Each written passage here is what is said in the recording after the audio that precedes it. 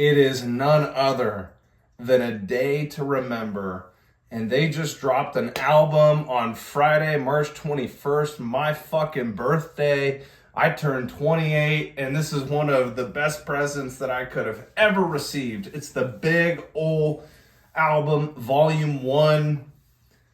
And it's crazy. So I've listened to almost the entire album, except the last song, Closer Than You Think. I saved that. I wanted that last one for this reaction. And I will tell you, so far, I have really enjoyed this album. This is their 8th LP as a band, which is crazy. Like, I started listening to these guys back in, I think it was 2010, 2011. Like, the first song that I ever heard was All I Want off of What Separates Me From You. And then it was really like the summer of 2011 is when I just started like going through all of their shit, you know, going through that entire album that I just mentioned, What Separates Me From You, then going to Homesick, then going to For Those Who Have a Heart, and then their name was Treason, you know, the EP that they put out, Attack of the Killer B-sides or whatever.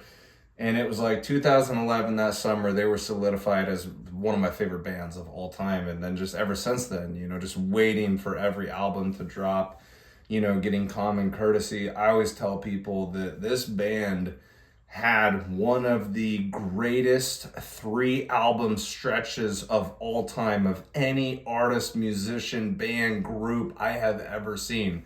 When they went Homesick, What Separates Me From You, and Common Courtesy, that 3-album stretch. Homesick was 2009. What Separates Me From You was 2010.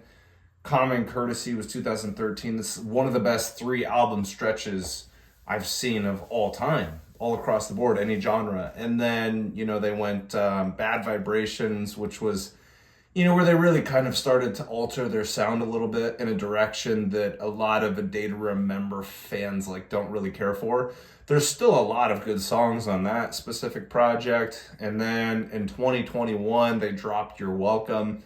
A lot of people were not a fan of that album because, again, they're just going in this like different sound, a little bit more, I don't know, a little bit more mainstream, I guess you could say. I still think, again, there's bangers on that album. I don't entirely hate it, but in their entire discography amongst their fan base, you know, that's probably a lot of people's least favorite album. But now we are here at Big